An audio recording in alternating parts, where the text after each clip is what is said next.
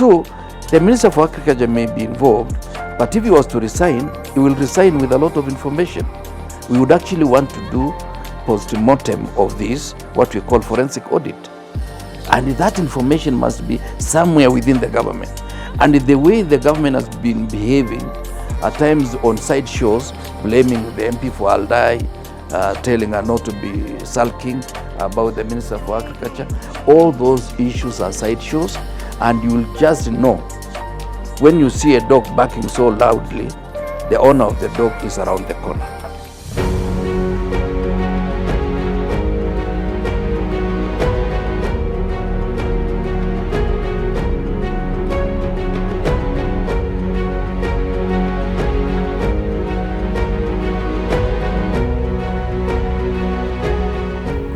Welcome to ABTV Kenya. I'm your host Asha Bashir. Today I'm privileged, humbled to have Mheshimiwa KIPRUTO Arap KIRWA.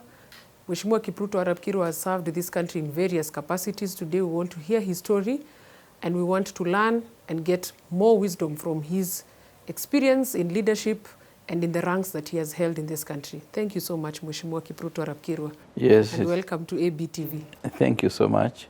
It's also my pleasure to share this morning a number of issues that I've traveled through in my journey as a young man up to where I am today. But first of all, I thank God that I'm still relatively in good health and generally still engaged in public affairs. It is something that you don't take for granted. There are many people who have served this country better, but in some cases when they retire, they completely get to the shadows of life. Yeah. Thank you, Mheshimiwa. Perhaps as we start the interview, you could share with our viewers your journey. Who is KIPRUTO Arap KIRWA? Yes, I'm a young man born here in Kenya, but went to Tanzania at my formative stages of my life. I lived in Tanzania from 1962 to 1972 in a place called Butiama, that is in Musoma district of Tanzania. Mainly in that particular sphere, I spent a lot of time looking after our livestock, initially tending goats and sheep, and later on tending livestock when I was already about 14 years of age. It is in 1972 that I came back to Kenya at the age of 14, and that is when I went to my first primary school. I was 14 years, so when I went to the school, Kablamai, the headmaster, after the parade, was wondering because I did not know which class. All the students were running to their class, so I remained behind. And the headmaster asked me, which class do you want to go? I told him standard 2, because in standard 1, my nephew who had already come to Kenya was already in standard 1, and I felt I cannot be in the same class with my son. Little did I know that much later in life, I will be in class with some younger people. So I went to standard 2 and spent about 4 years in primary, up to 1976 when I did my CP. Joined Mangu High School here in Thika, and subsequent to that I went to Jomo Kenyatta.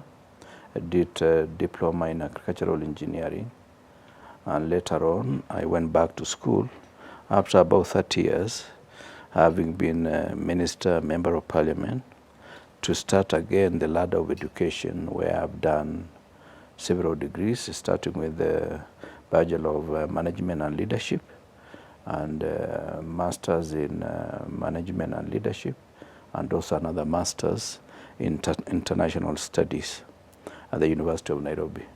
I'm currently a student pursuing my PhD in the same field of international studies. Back later in life, I became a member of parliament in 1989, and I served in that capacity for 20 years consecutively. Really 4 terms, as it were. And I ceased to be an MP in 2007, having culminated as a Minister for Agriculture between 2003 2003, 2007. Earlier on, in the same ministry, I was assistant minister, appointed by the late President Moi twice, and sacked once in 1998. So when I came back, I was full minister. So when I left the ministry, I had the privilege of serving this country in another capacity as IGAD Special Envoy to Somalia. I was based in Addis Ababa for 4 years, and in that capacity, we were able to do a lot of things. We were able to funnel out a strategic plan for how to take back power to the people of Somalia, and how to support AMISOM. And in that particular recommendation, I recommended to the heads of state and government a number of things, including our own troops going to Somalia to create a buffer zone so that the influx that was getting to Kenya from the porous border, we were able to stem it.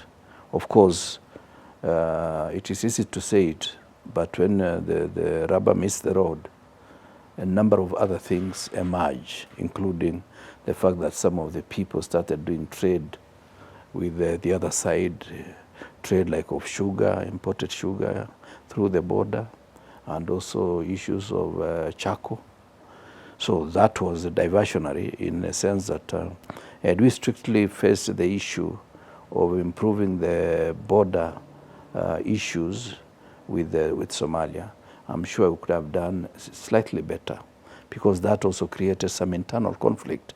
The people of Somalia were saying, these Kenyans have come perhaps to take more from us than Al-Shabaab was taking. So that is my life in short.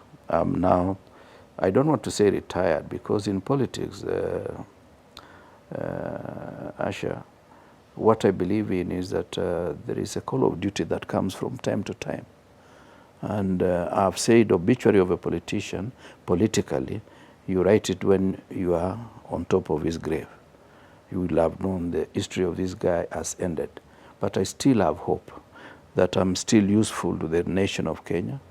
And it's always a privilege in a time I serve this country. Even what you are doing now is service to the nation in a unique way, because you are able to tell our story as is. Now, perhaps it may be useful to say a number of things that I was able to do as a member of parliament, and subsequent as a minister. And I've also mentioned the one of IGAD Special Envoy to Somalia. As a member of parliament, of course, at that particular time, it is instructive to say our salary at the time I joined parliament was 18,000 shillings, which was, of course, an improvement from my salary of 3,000 as a technical teacher, teaching in one of the secondary schools. But it was not enough. In most cases, you'd realize that at the end of every month, you have a negative salary because you had to pay for the car. There was no GAG grant. You have to pay for housing. There was no house allowance. You have to pay for even telephony, because when you make the telephone call to your constituency, it goes through the system and you will pay at the end of the month. So in most cases, we used to remain with either 2,000, at times negative salary, so that you have to wait for 2 months before you earn.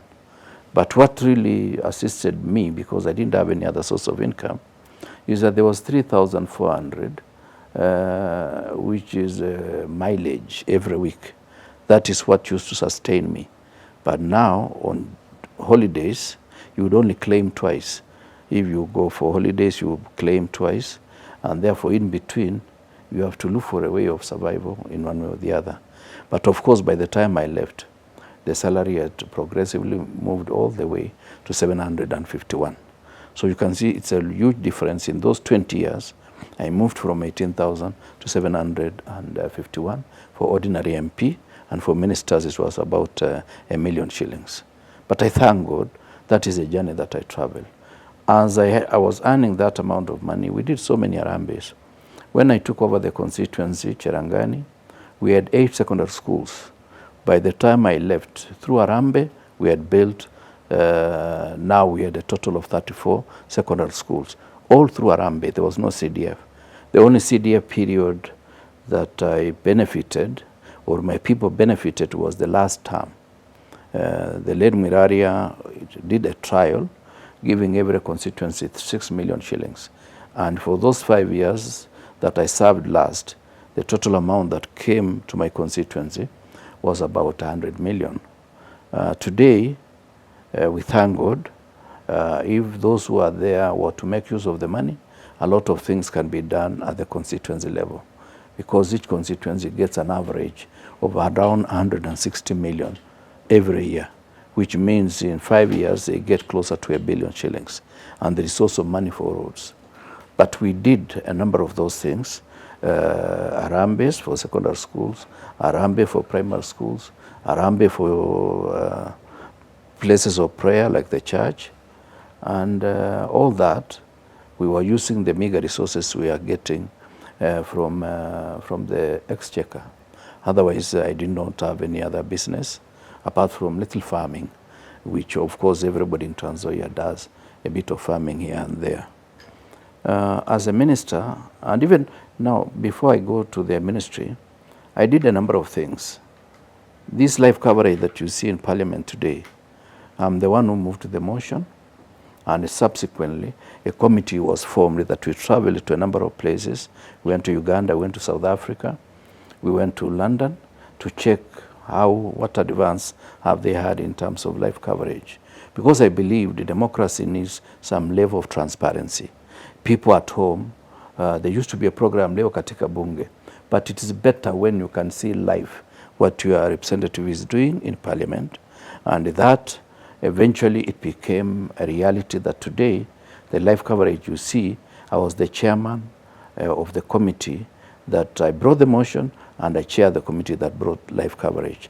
Thanks to former Speaker, Francis Ole Kaparo, who saw in his own wisdom that because I was a member of this committee, I'm the one who brought the motion, I was appointed as one of the people, and I had the privilege of chairing.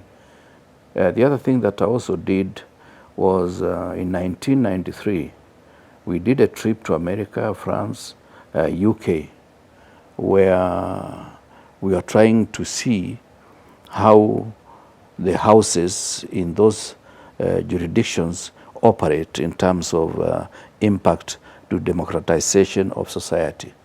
And we realized that the plenary in Parliament is not enough. We need to distill a number of issues through committee system.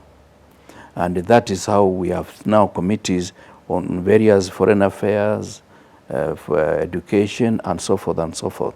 Because before then, there were only 3 active committees. Public Accounts Committee, which deals with post-mortem issues insofar as accounts of various ministries are concerned. Then Public Investment Committee, which deals specifically with audit of parastatals. And the third one was House Business Committee, which sets the agenda for the House. Of course, there was the Catering Committee.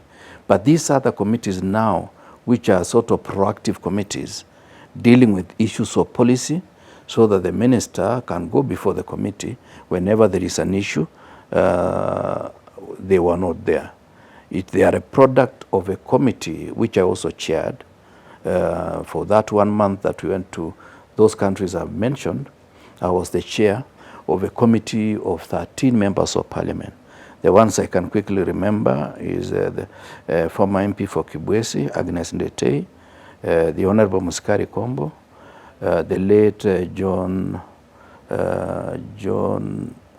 I think Mutero, who is a brother to the late Martin Shikuku. He was the MP for Nakuru town. I also remember Kamuiru Wagitau, the MP for Gatundu, is the one who took over in Katundu at that particular time.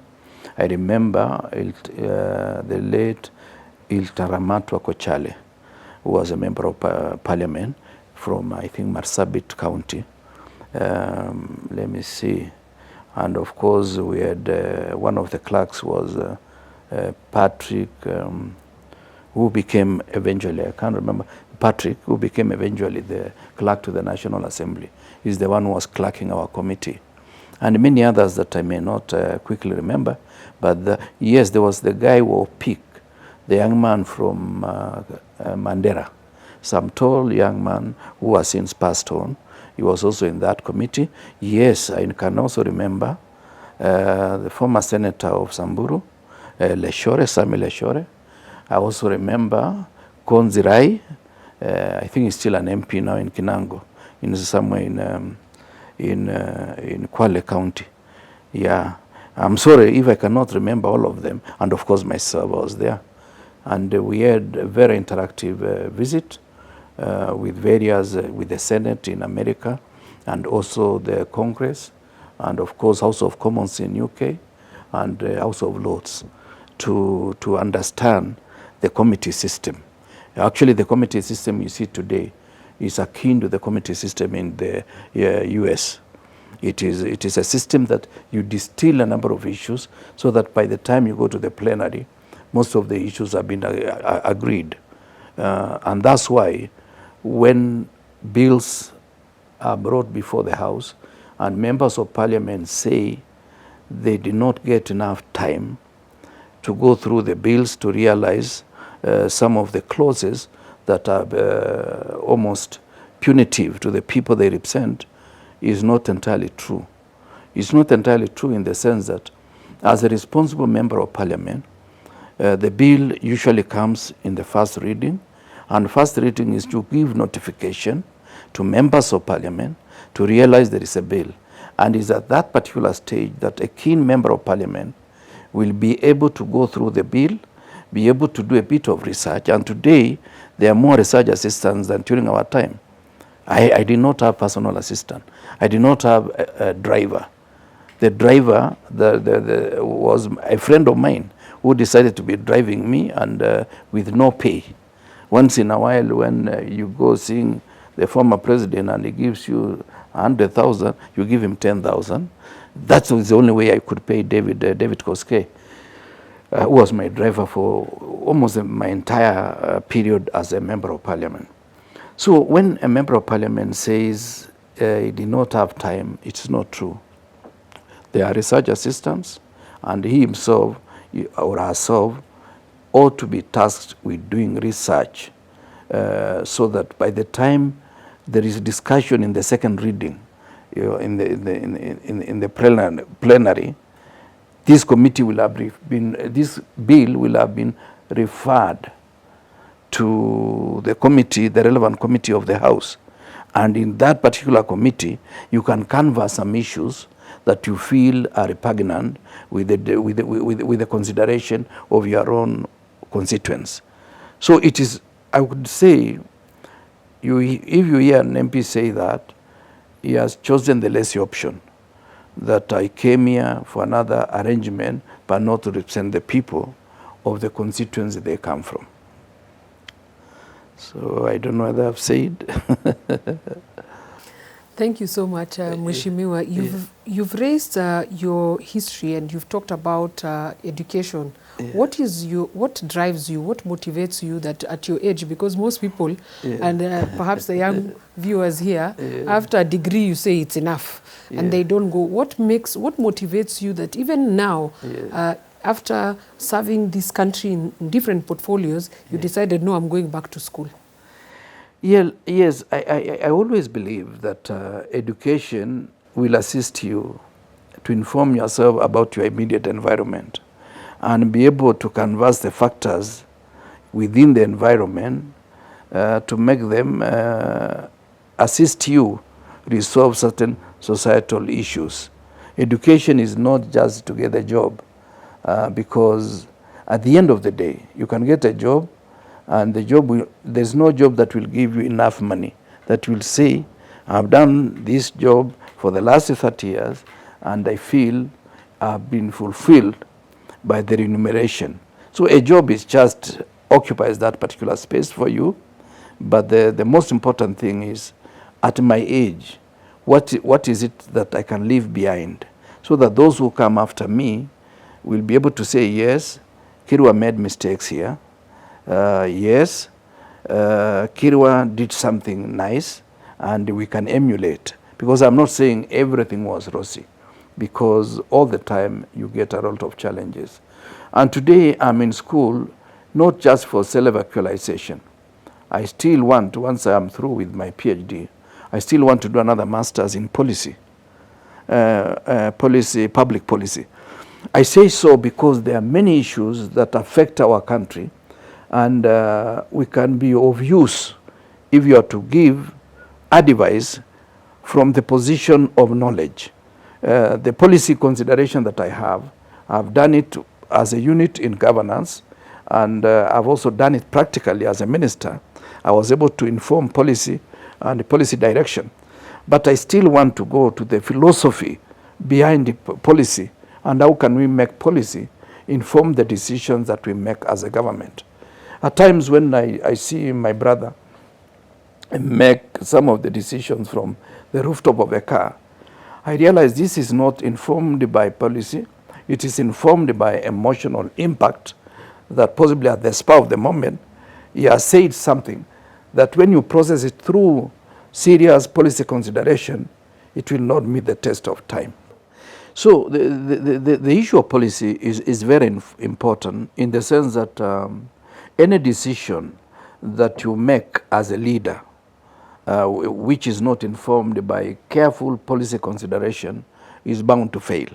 Because in terms of policy, you are able to capture what is the human resource that you have, what are the competencies within those, within that body of knowledge of human resource complement that you have in the ministry, and what are the milestones that are required.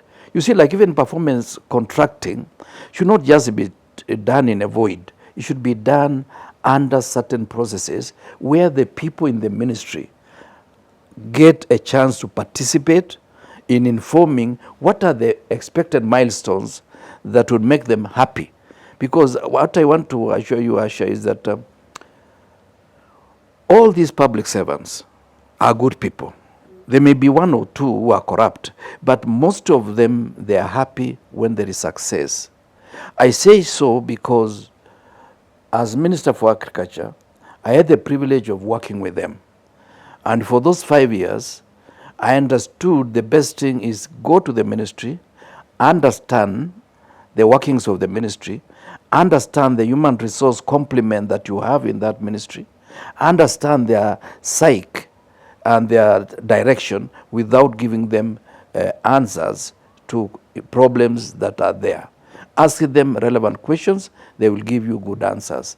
And once you process a certain direction together, they will do better than you expected. I say so because, and I'm not bragging, my ministry was #1 in the first performance contracting under Kibaki administration. My ministry was #1. I remember I had gone to Mali. Then I was called from Mali that the president wants to see you tomorrow, and it's important that you come back. I had gone for FAO meeting. So I took the flight from Mali, came back, and in the morning I went straight to KICC where the meeting was. As I approached there, the former PS in the office of the president, who was also head of public service, Francis Mudaura, Ambassador Francis Mudaura, I could see him pointing, showing me one finger salute. I was wondering, what is all this? So when I got close to him, he told me, your ministry is #1. And of course, they announced, and my ministry took the first position. And I thank the officers that I worked with. In fact, today, if I was to miss the ministry, it is because of the officers, not that particular position in the ministry. But I know most of them have retired, so I don't have to go back to that ministry. And given fake fertilizer and fake seeds, I think it will be a disaster in the making if I was to go there. Now that you've raised that, Mheshimiwa, yeah. The issue of the fake fertilizer. Yes. What is your take on that? Because you served, and Kenyans and viewers know you were the most powerful agriculture minister of our time. And sitting there, you ran that ministry better than all of us as Kenyans. Yeah. You had the experience firsthand, the in and out, the do's and don'ts in that ministry. Yeah. What is the key issue that we are facing right now that farmers are being given fake fertilizer? What is your take on that? You know, it is systemic. And I would not be the first to, I would not point my finger at the Minister for Agriculture. To begin with, is the entire system that is culpable. Why do I say so? National Cereals and Produce Board does a number of functions. One, it is an agent of government. So does some work through agency that the government can appoint it as an agent to import maize from Korea or wherever, or Ukraine, or import fertilizer from wherever, or buy maize on behalf of the government, either for famine relief when there is shortage of food in some parts of Kenya, they release for famine relief, or strategic grain reserve. Strategic grain reserve means you store the grains, and when the market behaves in a certain way, the prices go up. To cushion the consumer, you release the maize from National Cereals and Produce Board. And when the prices are down, you assist to cushion the farmer by ensuring that you give a price that is supposed to be guaranteed minimum return, such that the farmer can go back to farming the following season. So that is basically what National Cereals and Produce Board does. But it is important that any procurement of a certain level, there is a committee that sits at the National Cereals and Produce Board, led by the managing director of that particular board. There is somebody from Treasury who is there on behalf of Minister for Finance. There is somebody from Office of the President who is there in charge of, because of Inspectorate of State Corporations. There is also somebody, depending on the need basis, from the Ministry, when we used to have Ministry of Special Programs, and there is also the board members who are appointed by the President or by the Minister, whichever case is. And of course, the board members include the chairman.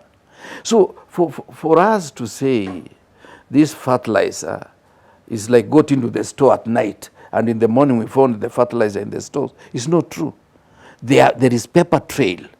We should be able to know this fertilizer came from this place and it ended up here. Who procured, who paid for it, all those documentations are done. And if it came from outside the country, there is what they call pre-shipment inspection. And the documents, after inspecting at the source, the documents come with the commodities. I remember we got fertilizer during my tenure from, I don't know whether it was Bulgaria. Yeah, I think Bulgaria. And it was brought in bulk to Mombasa. In Mombasa is when now we did the rebagging into small bags of 50 kilos to be transited to various destinations up country for purposes of farming. So the Minister for Agriculture may be involved, but if he was to resign, he will resign with a lot of information. We would actually want to do post-mortem of this, what we call forensic audit. And that information must be somewhere within the government. And the way the government has been behaving, at times on side shows, blaming the MP for Aldai, telling her not to be sulking about the Minister for Agriculture, all those issues are side shows, and you will just know when you see a dog barking so loudly, the owner of the dog is around the corner. So the owner of this fertilizer is around the corner, is in government. The government knows how fake fertilizer entered the market. Now you see they are trying to compensate. But you see, compensation is already too late. If I took 100 bags of fertilizer to plant my 100 acres, and you compensate me because you sold me soil instead of fertilizer, how am I going to recoup the loss I've entered? Because now the season in Trans Nzoia is a bit late. I cannot plant using the new fertilizer or using the compensation. You should compensate me on what is the expected output at the end of the season. How many bags was I supposed to get? You say 20 times 100, 2,000 bags. So pay me for 2,000 bags that I've lost, because that is the opportunity cost. And of course, for wasting my time, there should be also another component of frustration. As a lawyer, you know better than I do, that if really you frustrate me to do something that I thought I was doing something for this country and for myself, and at the end of the day, you are not adequately compensating me, you are frustrating farming, and you are encouraging importation of food, including the GMOs that you've had some of the guys in government promoting. Mheshimiwa, with your experience, you've served as a Minister of Agriculture. The key question Kenyans have been asking the last couple of hours is, who is this compensating? And on what powers are you compensating us? Because then we are still grappling to understand who in this first instance should be the one compensating the farmers. Yeah. Because that's another key. Importer. Yeah, that's the key question that Kenyans are asking. Yeah. And you who served the ministry, who has better experience, because you've been there, who should ideally be compensating these farmers? It should be the culprit responsible for the problem that we have. But the government is owning it up that it is the culprit responsible for the frustrations of the farmers. Because if the government is taking that I'm compensating you for getting fake fertilizer, then where is the person, the company that is said was responsible for distribution? That should be the company. Why were you disputing soil? Some of it from Kariandusi. How did the National Cereals and Produce? You see, this is a serious scheme. It's only that Kenyans are numb. I think Kenyans have heard of scandals until they are no longer worried of scandals. They are waiting for another one. You know, I think if we go for 2 weeks without a scandal, Kenyans will say there is a problem.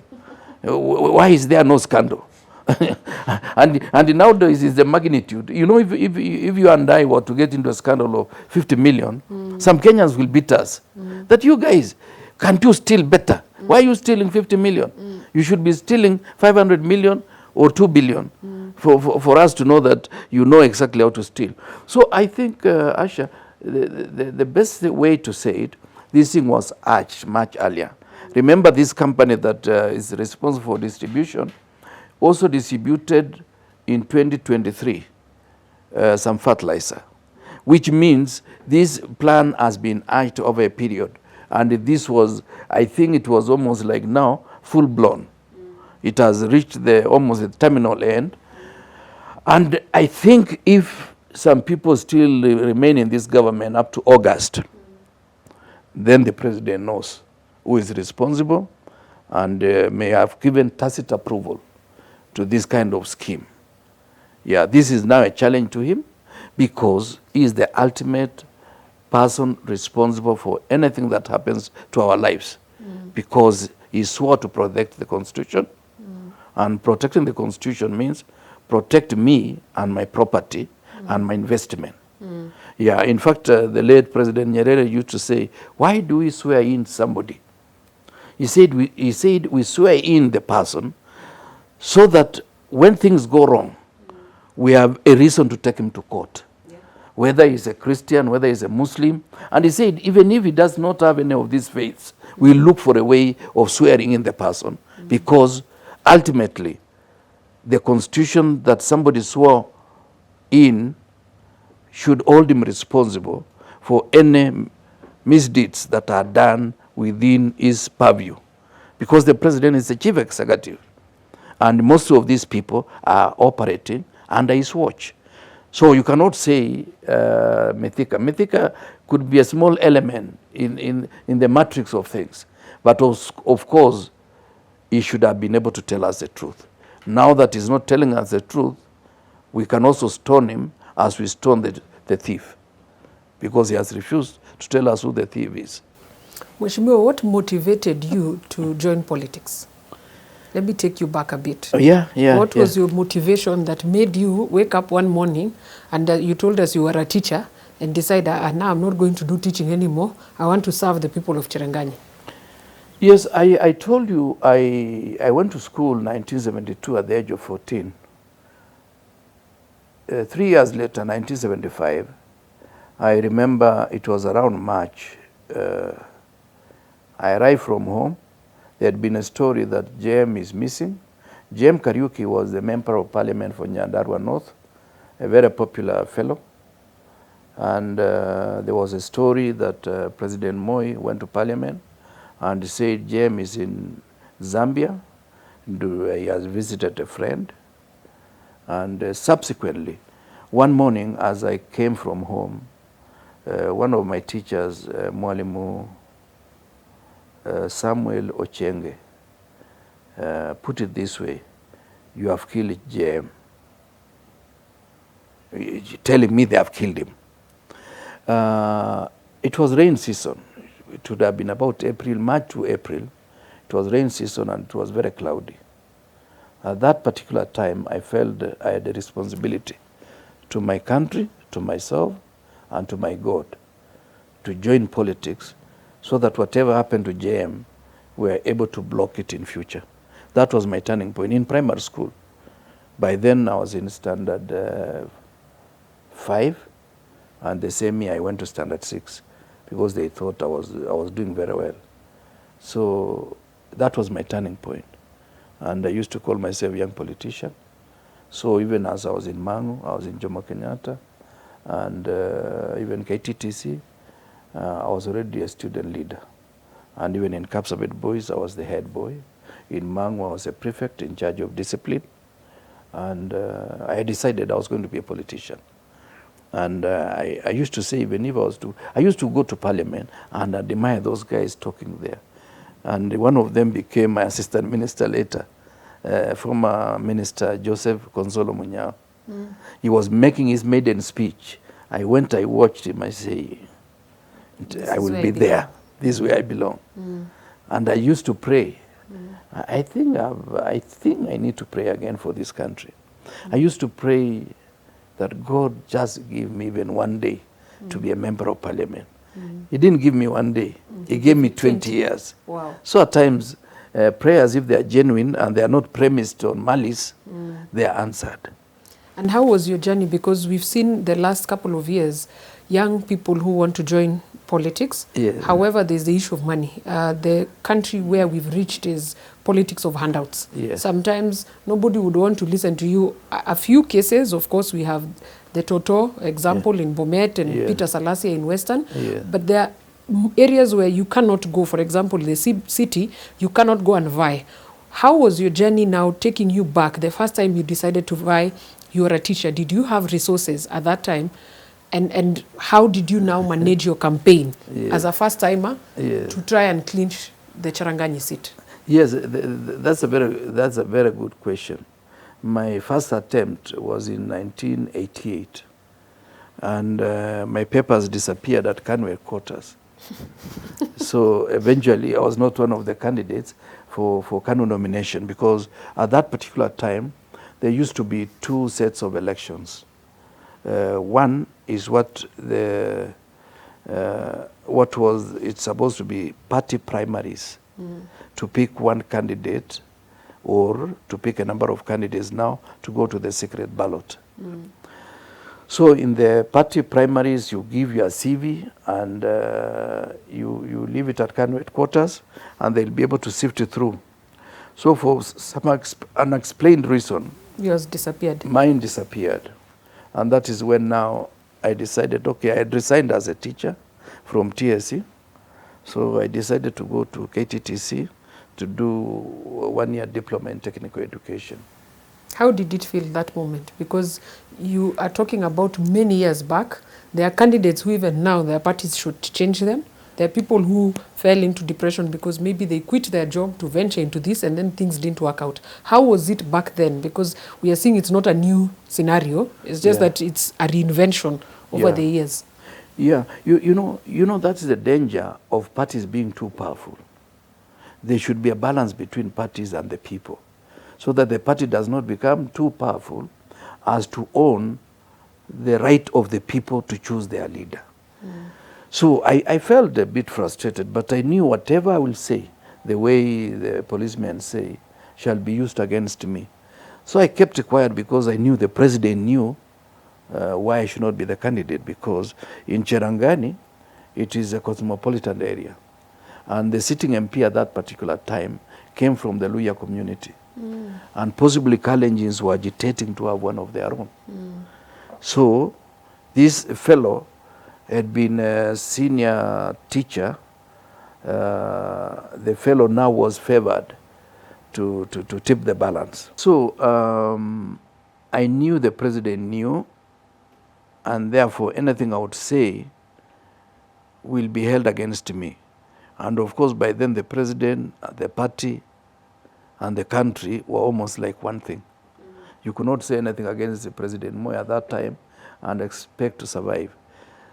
The fellow who had been favored had he taken me as part of his delegation, I was to request the president assist me get a scholarship to go to Canada, then come back later and run, because I knew at the age of 30, the future was so bright for me.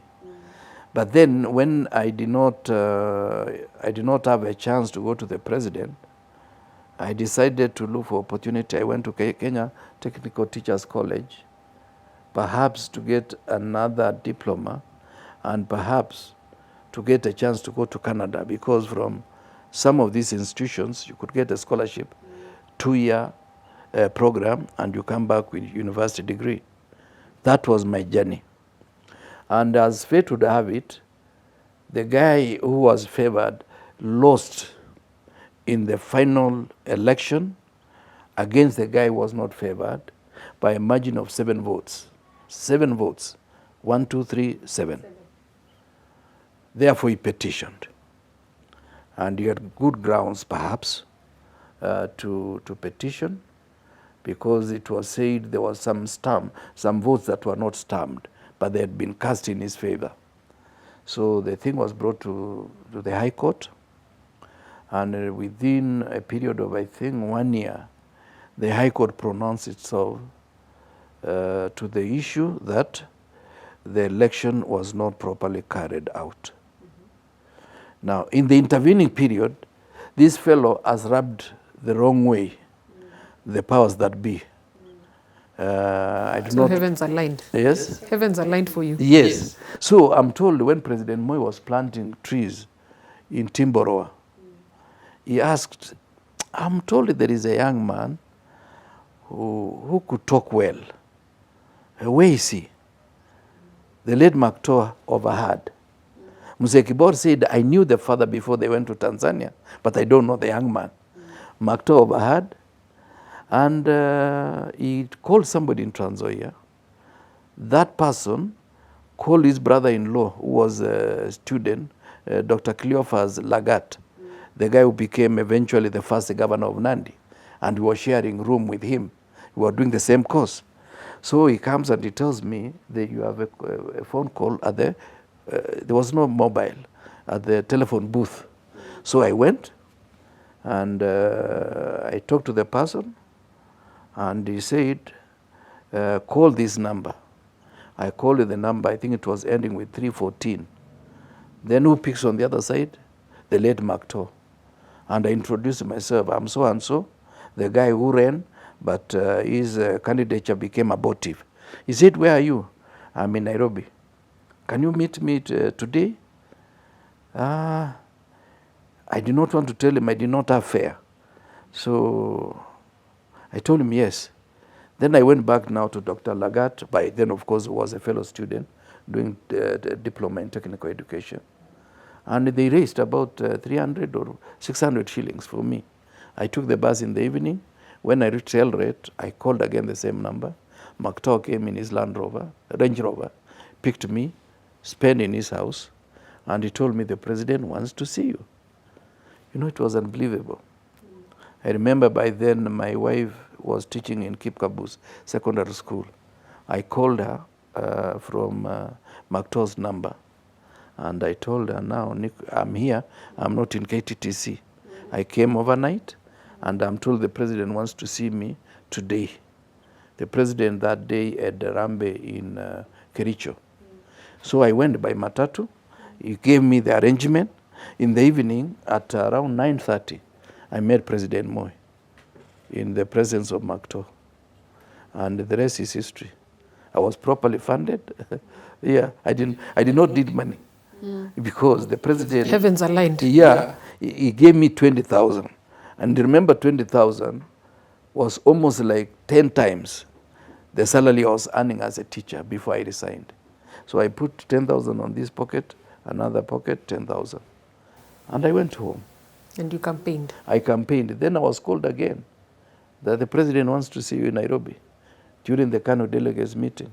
He came, introduced me to the delegates from Trans Nzoia. Some were not happy, some were happy because the other guy had drafted them the wrong way. Then in that particular meeting, he gave me 150,000. Money you've never seen before? I don't think it was nice money. 150,000 in a briefcase. And he told me even the briefcase is now yours. I still have the briefcase here at home. Because I think it's a souvenir that you cannot replace with anything. No money can replace that. In fact, before he died, I was thinking, and these are some of the mistakes we make, that I could look for 1 million shillings and I take him to him in another briefcase and I tell him the briefcase is yours. But he died before I did that.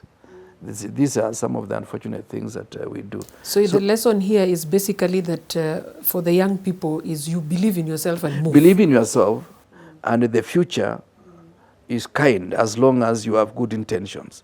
And when you pray, have noble prayers. And those prayers should be informed by your desire to want to change society. It's not your desire to be rich. I've realized there is not enough money. I was earning 3,000, 18,000, 1 million. I went to IGAD, I was earning $10,000. I've done farming. I've done many things. But there's not enough money. The moment you have this money, you need more. Yeah, you remember, like I didn't have a car. When I bought a car, I realized I needed another one for my wife. Then when we had two, now the insurance became expensive. So we needed more money for insurance and for services. Today I have more than 5 vehicles, but I still need more. There is not enough for anybody. What you need to do is to be content with the blessings God has given you. Even good health is enough money. Yeah. And you said that that journey was also made easy because there was someone up there to hold you. Yes. What would you talk about now, the current situation? Because many young people and Kenyans are saying there's no political mentorship. What happens is people, we run for quick money, raise money, and if I have money, I get the seat. There is no mentorship. So what is your take on that? Because you're a beneficiary of people who held your hand, who believed in you, and decided we're going to show. Yeah, it's very important. It's instructive to say the following. One, let us try as much as possible to re-engineer our society and bring the values that we believe in. Whatever we have enshrined in our constitution, let us inculcate in the young people of Kenya so that people look at leadership as an opportunity to serve, not as an opportunity to accumulate excessive wealth. That, for me, is fundamental, and it is informed by history. History in the sense that Mwalimu Nyerere, when he won the election and his party appointed him Prime Minister of Tanzania, he stayed in that position for only 6 weeks. Then he resigned, and for 1 year, he went around mobilizing the public, inculcating in them the virtues of life. And he did not only do that, he went ahead to put in the school curriculum what it means to be a Tanganyikan before it became Tanzania. That, to me, is something that any leader in power, today or in future, must try to do it, not because of himself, but because of the future Kenya. I can assure you that if we don't watch, the unity in Tanzania and the sense of purpose they have, they are likely to overtake us in the next 10 years. Unless we purposefully do something. It is not just about projects. It is not about housing. It's not about all these good things we are talking about. It is about changing the mind of every Kenyan to realize that this is an opportunity to serve my people. If you listen to speeches by any Tanzanian leader, you realize they humbled themselves, and any position they have had in life, they feel it was a privilege and it was a blessing from God for them to serve. That is one set of things. The second issue, or the second set of things, is for us to go to the philosophical foundation of mentorship. Mentorship is a process that is not like coaching, it's not like training, it's not like teaching, it's not like lecturing. Mentorship is a product of the sum total of what is happening around you and what you are doing without even anybody being told, do as I do. And it's a product that came from the foundation of Greek civilization, where somebody went to war for about 16 years. It could take along from Turkey all the way to France. It could take about 16 years. And he left his son with a friend. When he came back, he was able to recognize, this is my friend that we were together when I was young, before I went to war. So he greeted him. Then he saw a young man standing. He asked him, who is this? He said, this is your son, the one you left me with. He hugged him again and he said, mentor, thank you for taking care of my son and making him a full grown-up person that is a man that can face realities of the day. The name of that person was called mentor. That is how we derived the word mentorship. So mentorship is not what you tell me or what I tell you, you must do this. It is even how I behave. So as leaders, when we have excessive bad manners, we are now mentoring the wrong way the young people. So this responsibility of mentorship, it starts with me. How am I behaving? And if I feel my behavior is below the expected standards, how can I pull up my socks so that people copy from me? You know, not human beings, even all animals, even the wild, like baboons. I like watching this National Geographic.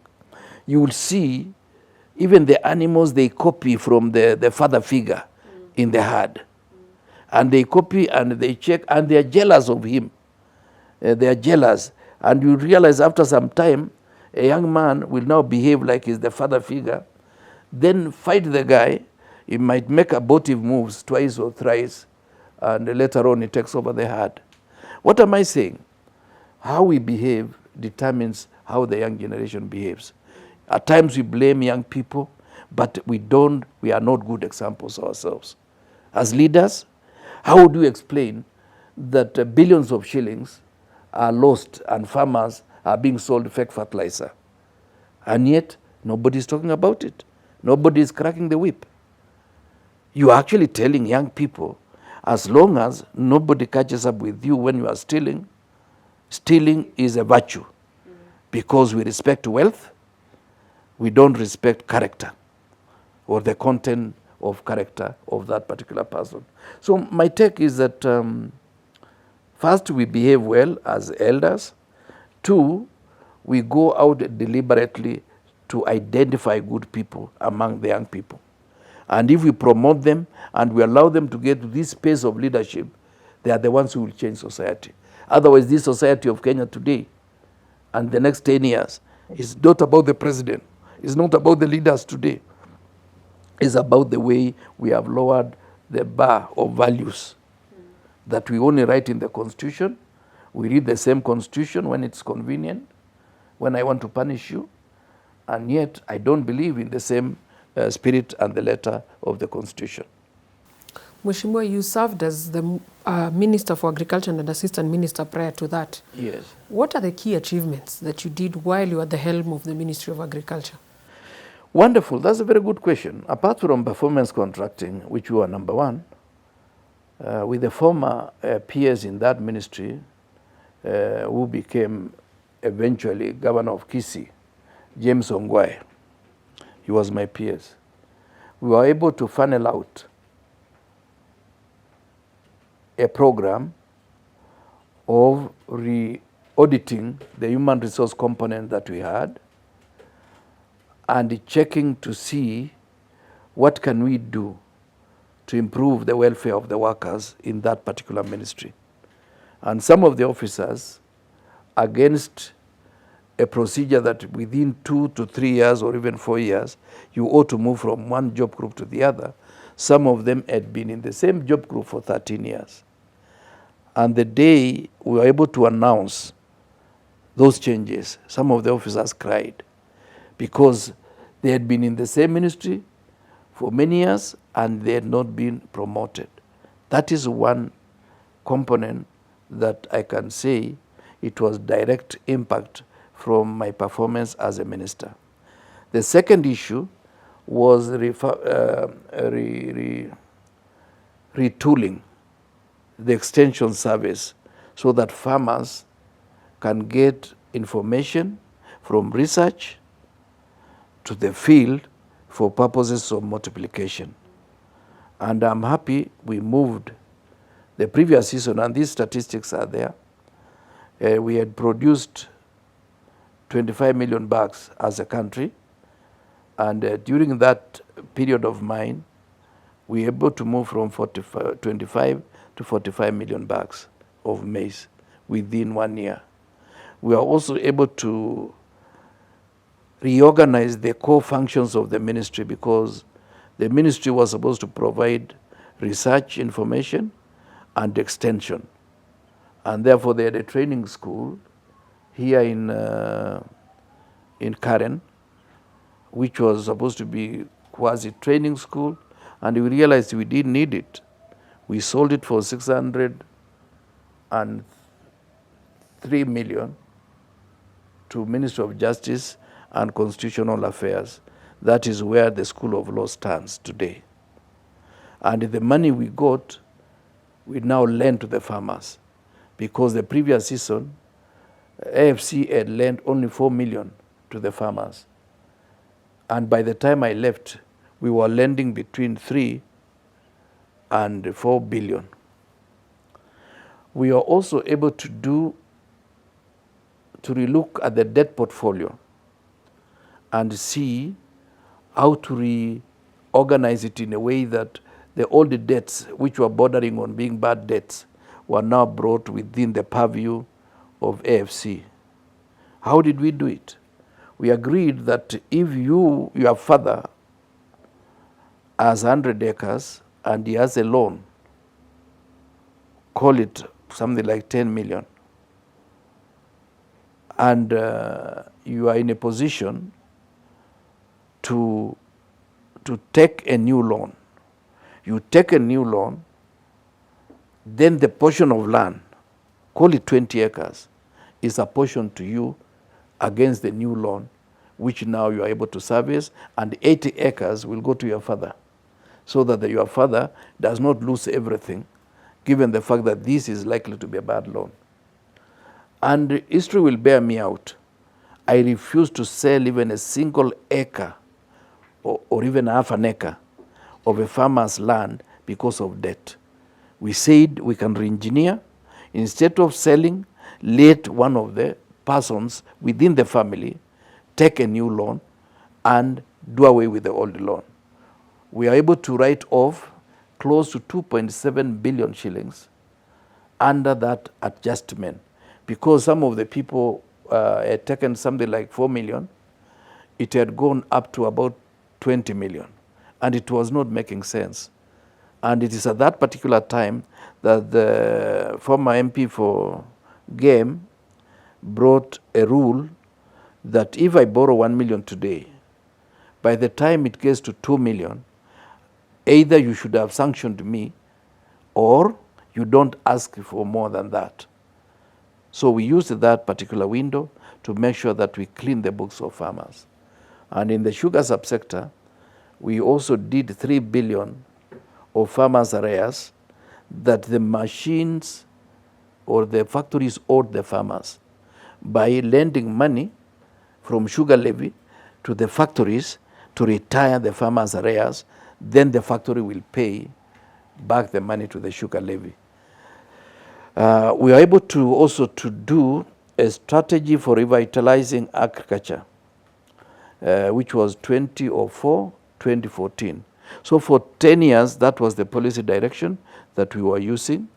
to revitalize agriculture sector. Perhaps one other thing that I can remember, as a member of National Social and Economic Council, we were able to contribute to Vision 2030, a vision that is supposed to inform the way the Ministry of Agriculture ought to go, including issues of value addition, so that we don't just sell raw materials, because by adding value, you are retaining the jobs in Kenya, and you are also assisting, giving it higher economic value. Remember, the coffee that we produce here and we sell raw from the Mombasa auction, what gets to the farmer is 7% of the value that you get by taking coffee, and you go back to the farmer in Nyeri, the farmer in Trans Nzoia, who is planting coffee, including myself. I get back 7% of the total value in the chain. But if we are to do value addition here, we don't have to be supplying to Germany, and Germany will produce coffee, and they don't have a single bush of coffee in Germany. The same likewise about tea. We were able to exploit newer markets, because what we used to do was to export our tea to London. They process it under Lipton, and they bring it back to Sudan and Egypt. So we said, why don't we do business with Sudan and Egypt? And I think the last issue we were supposed to do is to repackage in the volumes that they required, so that we don't take them bulk. We repackage in the volumes. But of course, every industry has its own cartels. But today is not about cartels, it's about what I did. What else did I do in the ministry? We were able to also to bring a number of, under UNDP, about 90 tractors to ADC, so that they can do some kind of subsidized plowing for farmers. It's a project that I left when it had already taken off. And of course, we ensure that each and every district, we had about 110 districts then, because almost every constituency had become a district.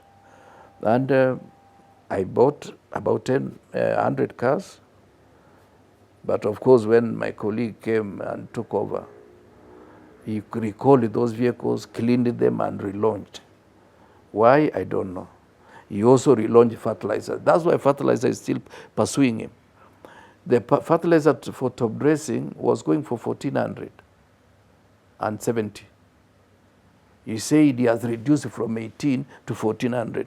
And yet it was 14 for top dressing, and it was 18 for planting fertilizer. Then there was propaganda that, okay, I sold fertilizer at 6,000.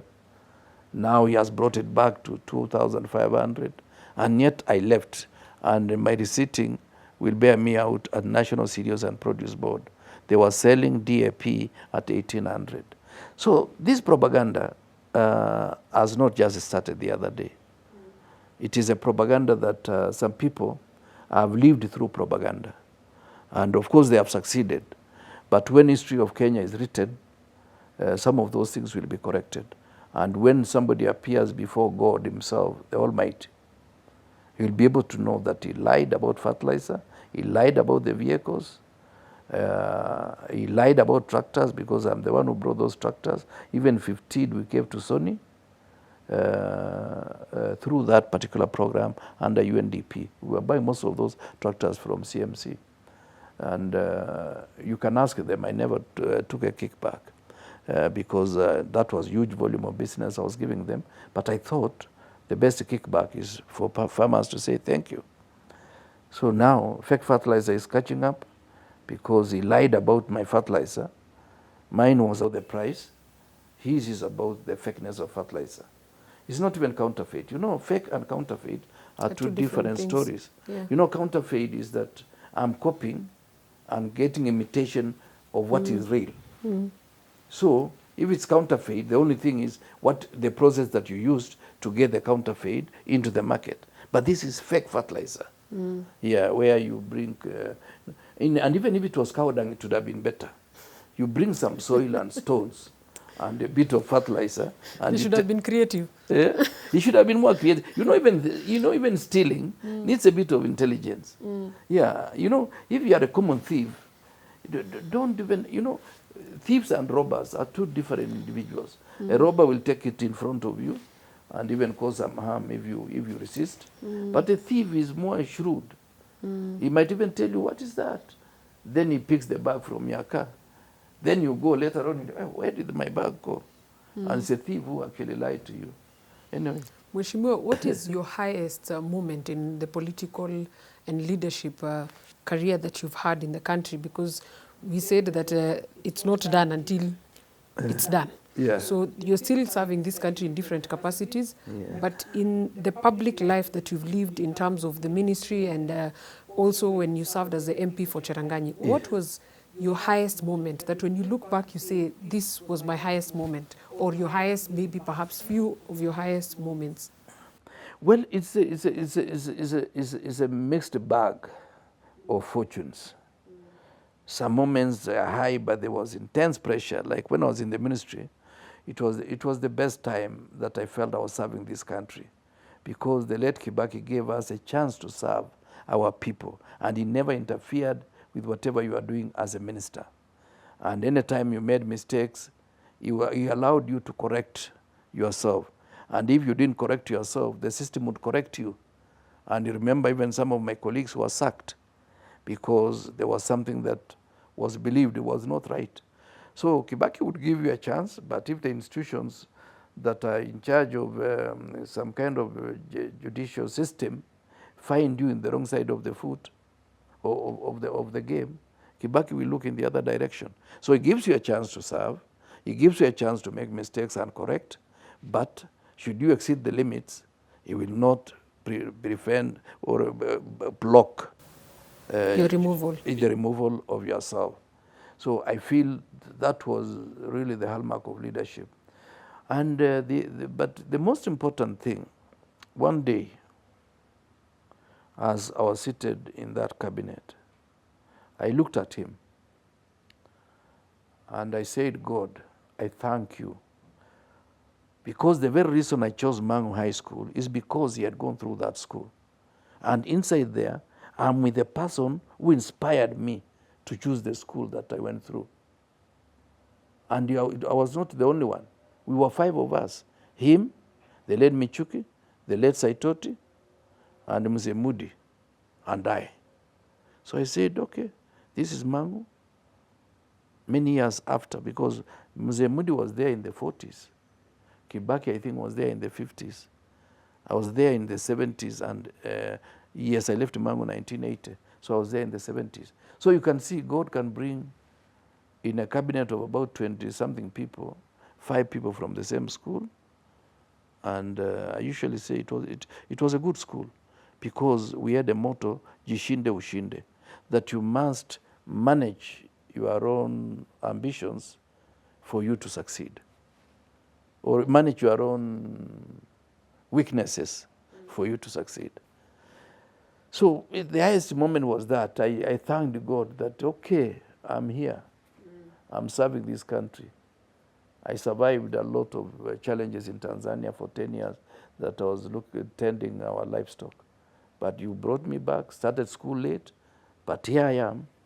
I'm with those who went to school early. And you see the example that I also picked from the late Michuki. He told me he used to go to school first term and third term. Second term he would spend picking coffee so that he gets school fees for third term. And third term he goes to register for next year. First term. Yeah, for the next year. Then first term, now he has made his presence in the school.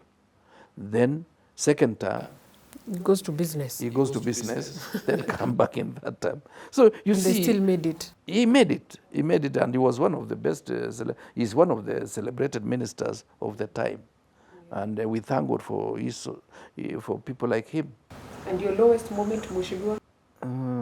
There could be many, but let me see, what can I remember quickly?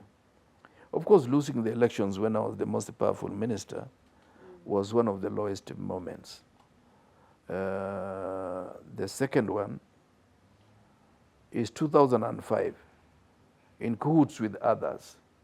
My good brother, the current leader of the country, organized for my booing when I had invited President Kibaki to go to celebrate Koitalel Samoei 100 years. So for him, he thought I was elevating myself.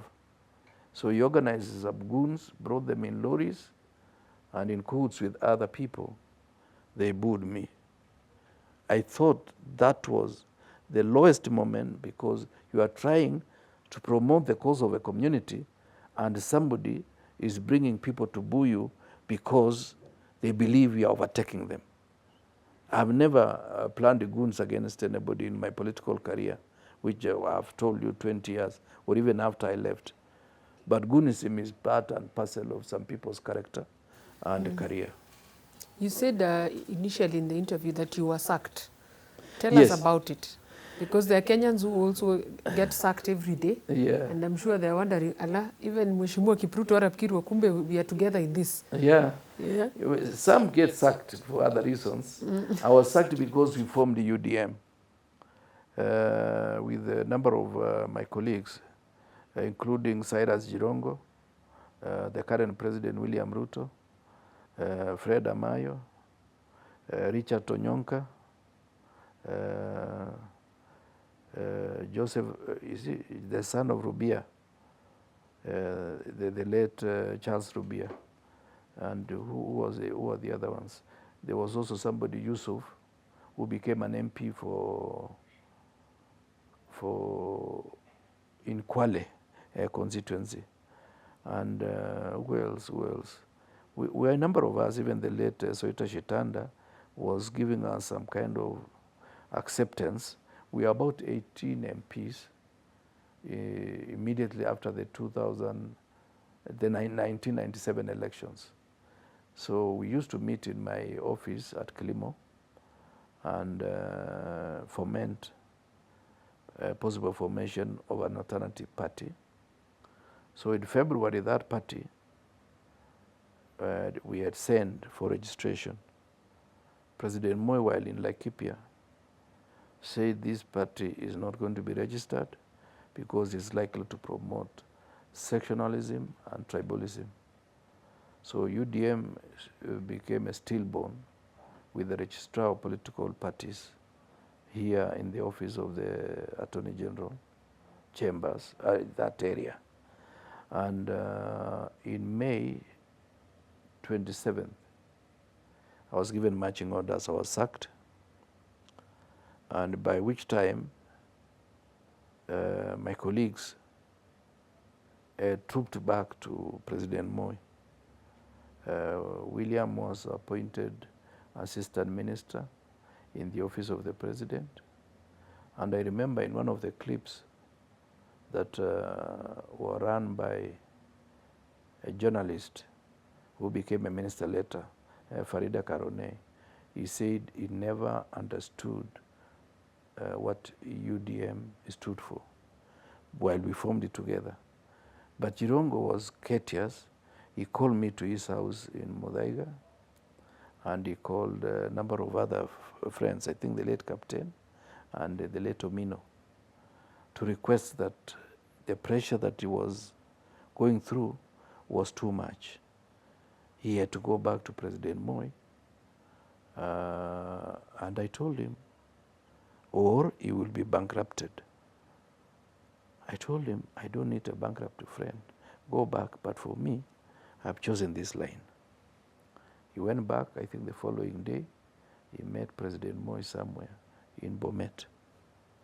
And I respected him for having the courtesy to tell me he's going away. But William did not have that courtesy. He even denounced what UDM stood for. And I thought that was the height of pretense and the hypocrisy. So you're the one who faced the axe eventually. Yes. How was the news when it came to you that you've been sacked? I knew I would be sacked. The time is And what I you was didn't. toying with the idea, can I resign? Can I? But you know, for Kalenjins, if you resign, they think you are a coward, you have quit.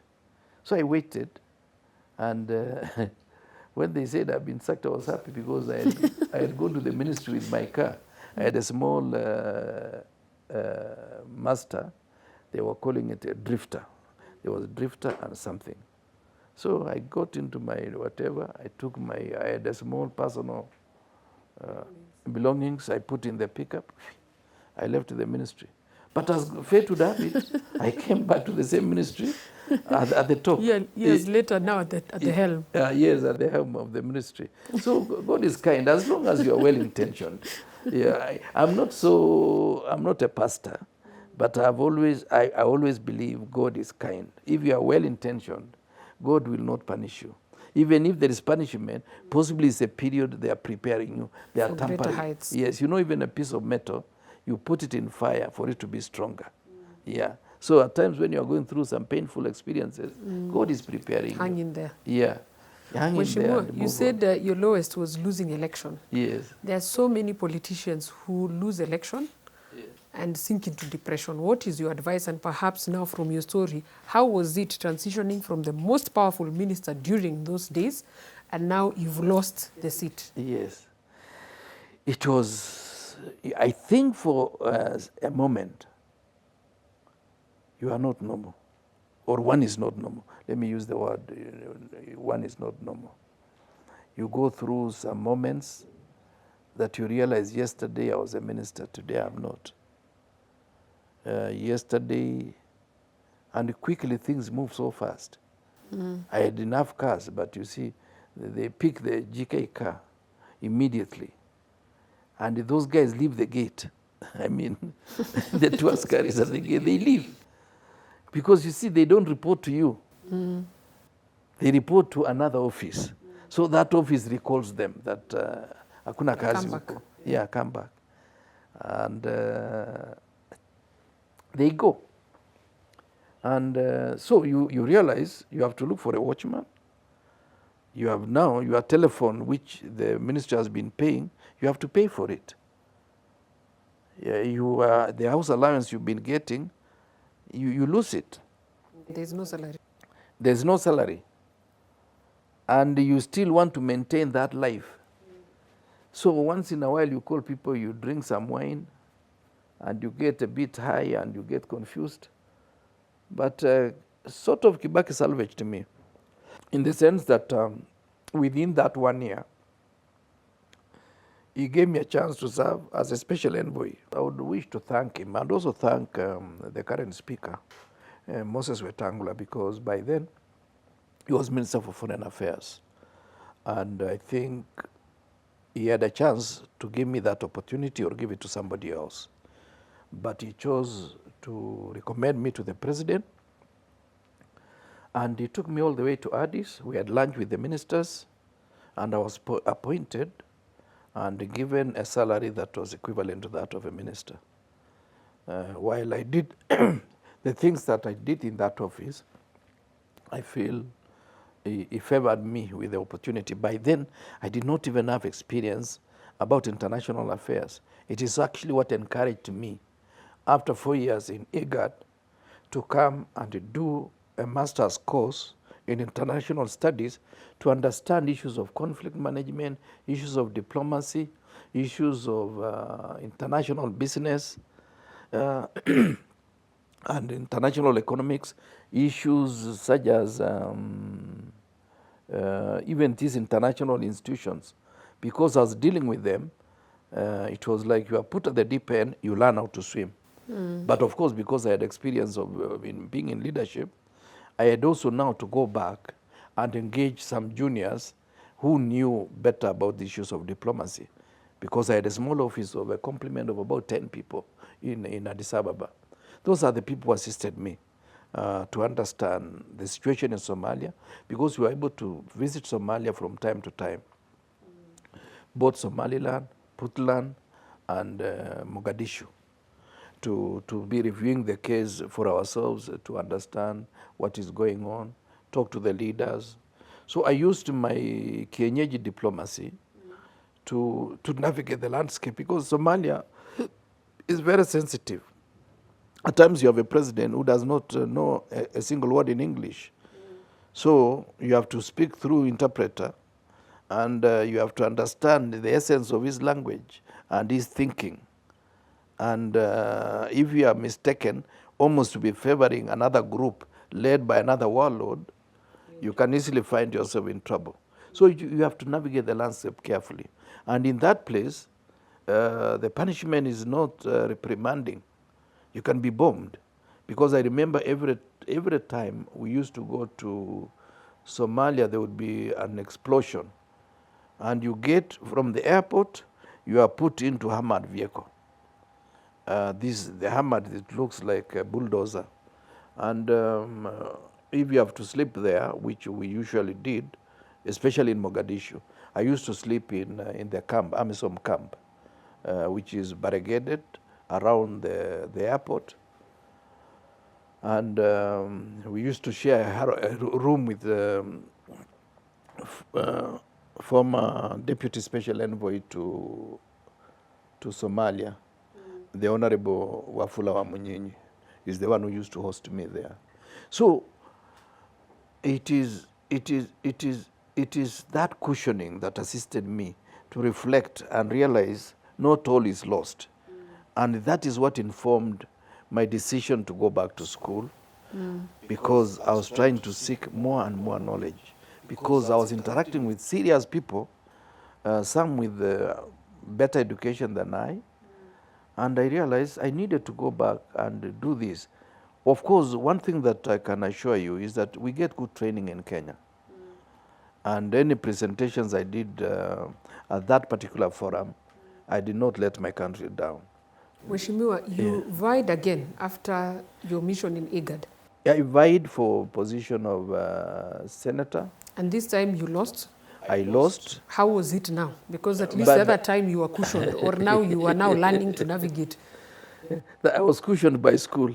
I lost elections, I think, in March, and in May I was back in school. I was so determined that I have to go back to school. Is it true that once you are out of power, people no longer call you like before? In fact, the best example I'll give you, you remember after referendum, President Kibaki dissolved the cabinet. For those 11 days, it was like, it was longer than the period I've been out of politics, which is about 18 years. It was longer. Those 11 days, nobody calls you. And when you call somebody that is your friend, he doesn't know whether to call you Minister, Mheshimiwa. You know, you find some reluctance on the other side of the line. And you realize, who you? And the day I was reappointed in the same ministry, the phone started ringing. They rang until it went off because of the heat. So Kenyans, you know, if you have an office and you see people coming to that office, remember they are coming to the office, they are not coming to see you. Once you're out of you office, happen to occupy that space, and therefore they have to see you to make use of the office. Otherwise they don't think much of you. Once you're out, shauri yako. Yeah, shauri yako. In fact, if you went back to Kilimo House, you may find the same guys who used to come and tell you about the other guys are lining up to see the other guy. So, such is life. That's life. And they really somebody should not be disappointed. In fact, they say when one opportunity is closed, another one, God opens the window.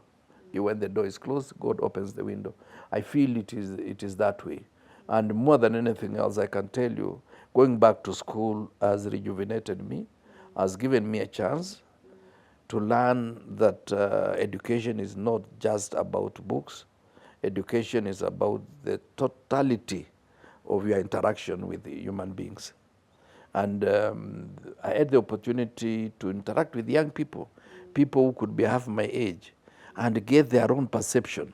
You know, at times when you get to my age, now I'm approaching 70, I'm 3 years shy of 70, you tend to think those people don't have their own story. But I've realized they have. Those in their 30s, those in their 20s, they have their own stories. And their stories are as valid as yours. Yeah.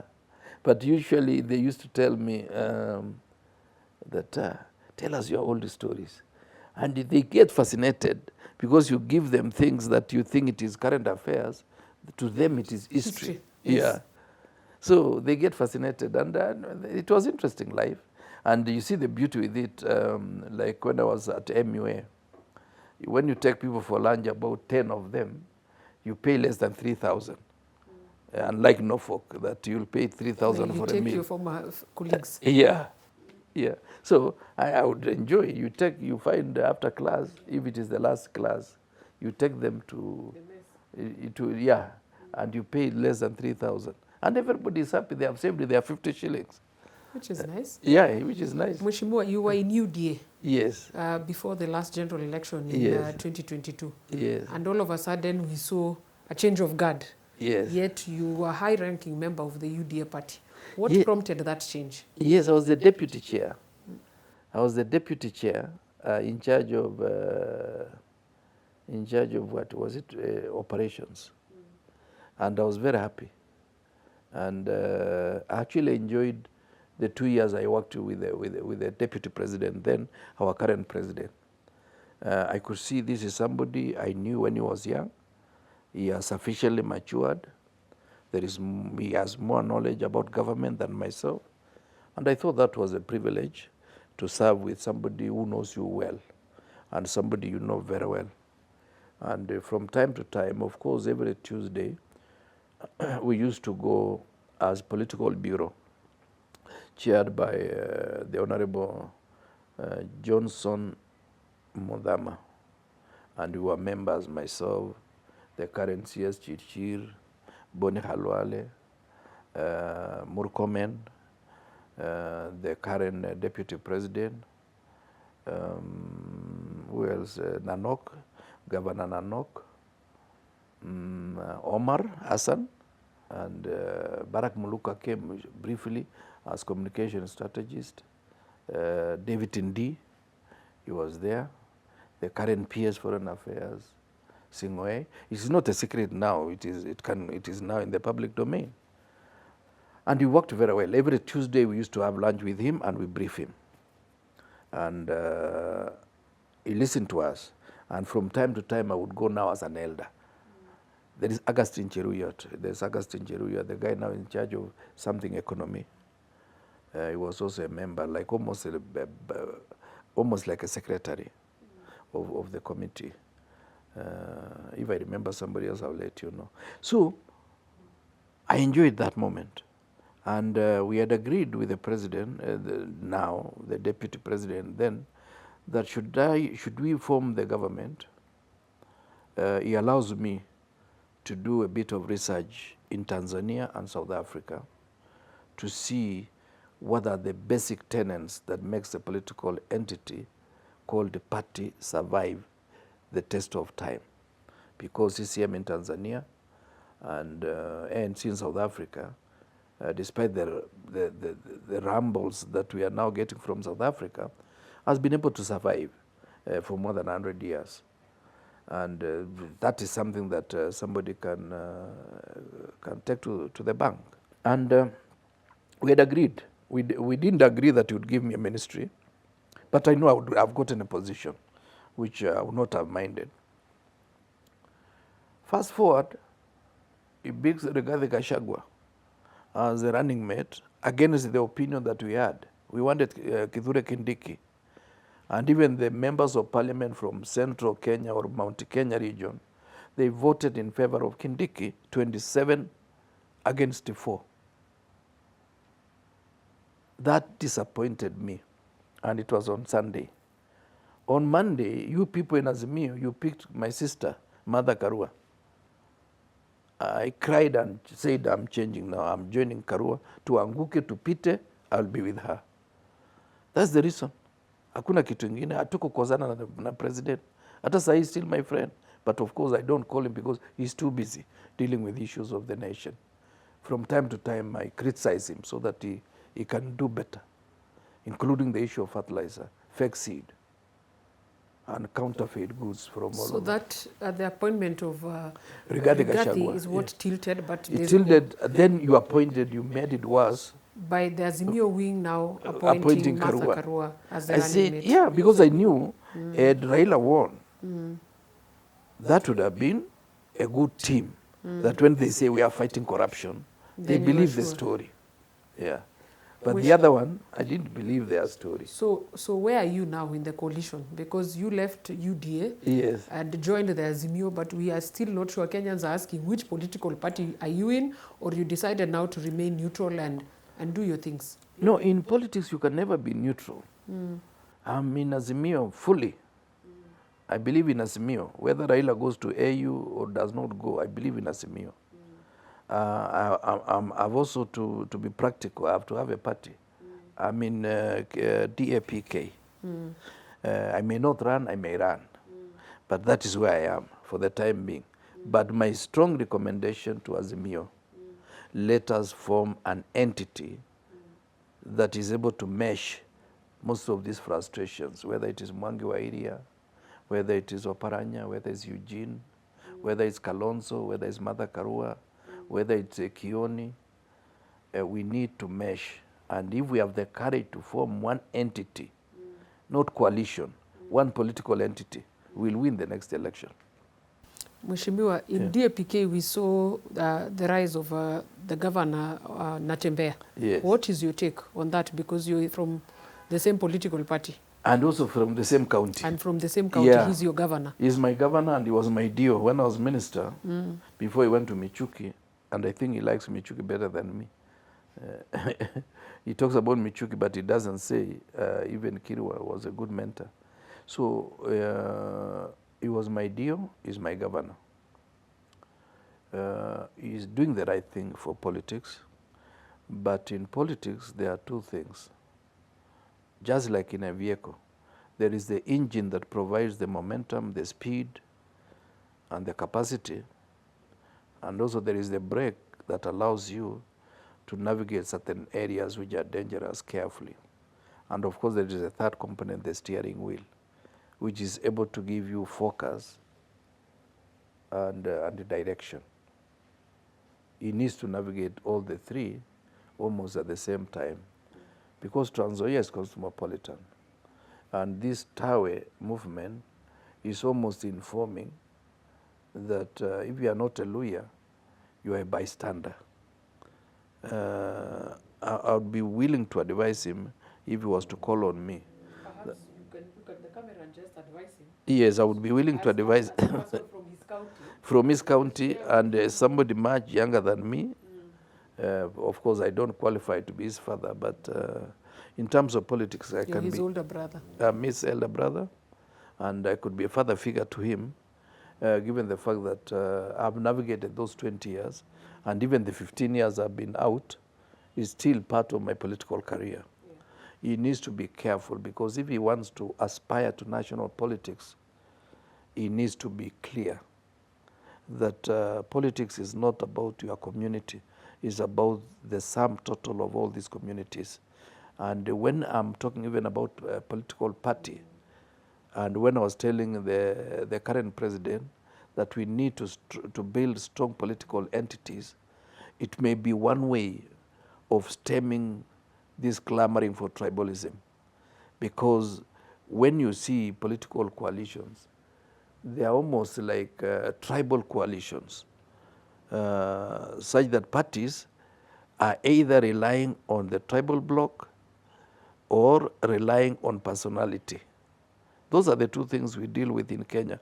We've not created a mass movement that makes everybody comfortable, that I'm part of this mass movement.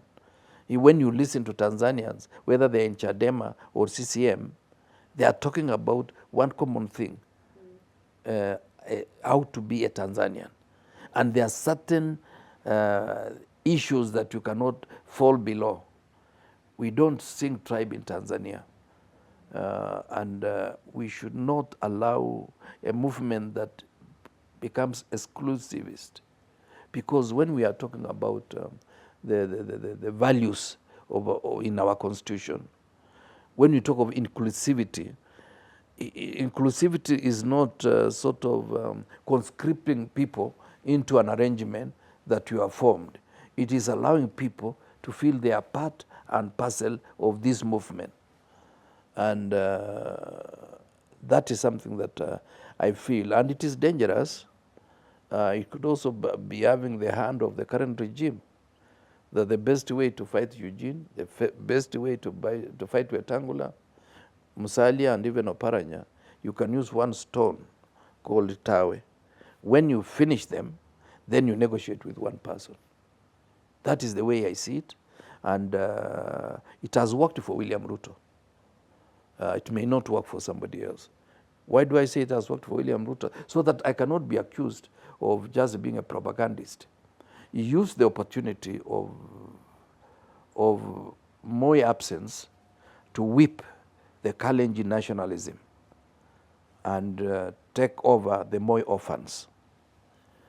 And as if that was not enough, the referendum became an opportunity to amalgamate the certain desperate ideas among the Kalenjin nation and make them total victims of the administration of the day.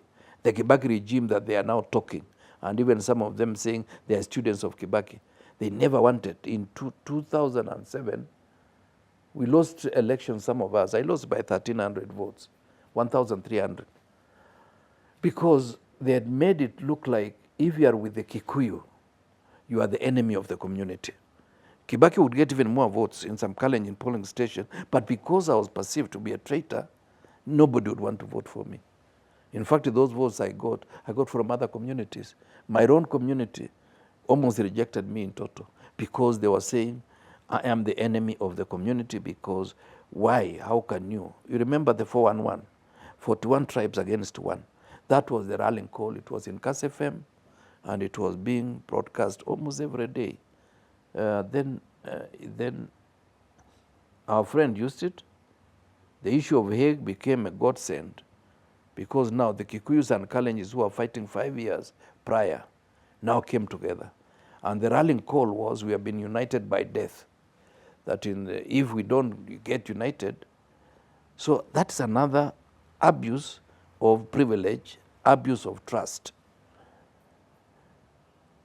Then immediately after that, he turned against his partner, who took the current president to the Kikuyu community. It is Uhuru, because the Kikuyus were also feeling we might lose Uhuru if we don't tie them together. So I don't know. I feel, Asha, we still got a lot of work to do as a country and disabuse our people of the notion of tribe. My name is KIRWA. But you're a Kenyan. I'm a Kenyan first. To be a Kalenjin is by a biological accident. I could have been any other tribe. Yes? It's not your choice. It's not my choice. And really, I didn't have much choice to do with my tribe. But then, if you come from another tribe, that should not be the reason why I should exclude you from any arrangement. And the only way we can stem tribalism is we take it back to the program in school. We hope and we pray for good leaders, and we also hope we'll build political institutions that will include all these communities. Today, if we have 3 parties that cut across Kenya, that would be the ideal situation for us. You know, even in America, there are more than 50 parties, but they are not of any significant value. It is the Democrats and the Republicans, but there are still other parties. So I wish we could have 3, 4 strong parties. Then the rest, people will be playing their games. They win 1 seat, 7 MCAs, okay. You served in parliament as the Cherangany MP. Yes. What is your take on the current parliament? Do you feel they are actually practicing what the rule of law says of doctrine of separation of powers, and that parliament is an independent state, or it's still, there is a challenge compared to the National Assembly you served in and now the current National Assembly? The current parliament has become a marketplace. And it's a marketplace in the sense that you sell anything. You sell merchandise. These are just, they become like merchants that you sell anything. You sell even your own brain. You sell your integrity, you vote for something you don't believe in because you've gotten 100,000 or 300,000. You sell tenders to various individuals so that you get kickbacks. The current parliament, while it has been enhanced in terms of capacity, they have disempowered themselves. And remember, we started with Azimio having 177 members of parliament. Today, strictly speaking, Azimio may be having less than 100 members. The rest have crossed over, whether they were in Jubilee, whether they were in UDM, which was pro-Azimio, whether they were in other desperate parties, and even most of all those independents that we, even in Azimio, we supported, they crossed over immediately the president was declared. So we feel this has become a marketplace. They are selling anything, even their own souls. What is your message to the crop of members of parliament? Because they're senior in terms of experience and ranking. Yeah. What is your advice to members of parliament, perhaps? It's just to advise them that every sitting member of parliament is a potential former member of parliament. And it's good when you leave that space called parliament, you leave with some measure of integrity. Try as much as possible to bring back the integrity that we used to have. When you stand somewhere as an MP, people used to say, "Huyu jamaa ana msimamo." And for me, really, the only residual benefit you get is not even about the allowances, the money that we get at the end of every month, is the respect that when you arrive in a place, wanasema mheshimiwa amefika. Na ni mheshimiwa for real. It's not mheshimiwa just because you can give some little money here and there. So every sitting member of parliament, please realize, sooner or later you will join me, either with or without a pension, because you have to serve for 2 terms to qualify for pension, and you must be above 45. Otherwise, if you are below 45, you'll have to wait for quite some time before you get your pension. But the most important thing is not pension, it's the residual respect that you leave to society, and people give you respect because of the way you carry yourself today. It's not when you leave parliament.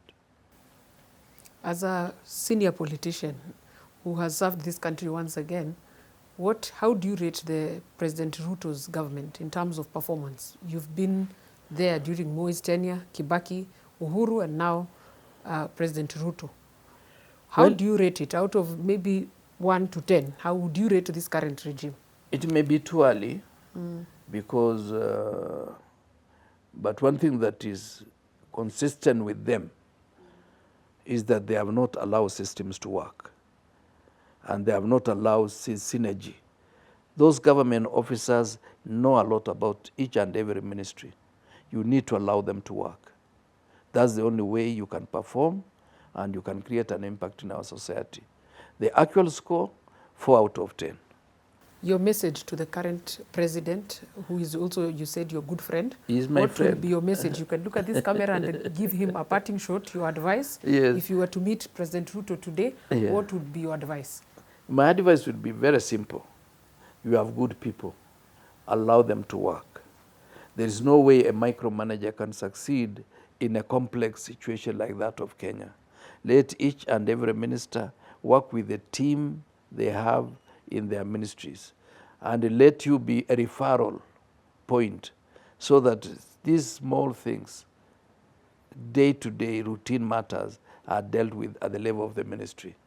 Don't become a manager in every ministry.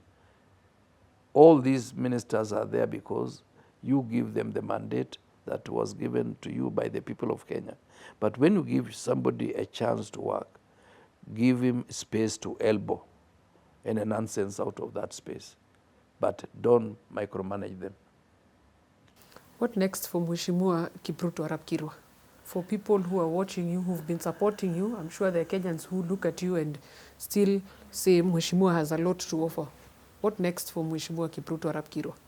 Genuine prayers for me, genuine prayers for our country. And should an opportunity come to serve, I'm still willing, able, and ready to serve. But it is not that it must be that only.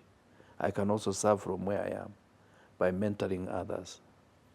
Mheshimiwa, are you open for mentorship to the leaders in the country and outside? Yes, I'm very open. I'm very open, and it will give me opportunity also to ground some of my knowledge I have in leadership. It will assist, because you see, I've done the theory. I need to do the practice. And it will make me read more, research more.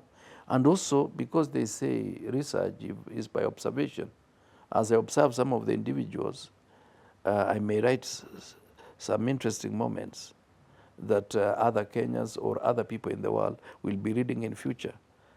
That that mentorship can succeed if certain parameters are right. Because just like any other issue, mentorship is a challenge. And mentorship goes through a process. And mentorship is holistic. And in the process of doing all those things, certain parameters may not be right. And I need to understand what are the right parameters for mentorship to succeed. It's not about the mentee and the mentor. There are other intervening variables that come in. Thank you very much. Perhaps to allow you a minute to just give your parting shot to Kenyans who are watching you as we wind up the show and the interview for today. First of all, to thank God and to thank viewers, wherever you are, and also to remind you that you have a duty to pray for your country. You have also a duty to say no to nonsense. It is not just enough to blame politicians. In whatever station you live in, whatever station you are in, including the matatu you are traveling in today, you have a chance to tell the driver, this is not the right thing to do. We'll be able to reduce some of the fatalities that we face on our roads and elsewhere. Be genuine to your country. This country is great. It has the best human resource in Africa. It has the best innovators in many countries. We have the best combination of factors that can make Kenya bigger in terms of economic development than it is today. And that takes you and I. Each one of us has a role. However small, however big, a role is a role. We need to play that role conclusively and with an open heart. Thank you, and may God bless you.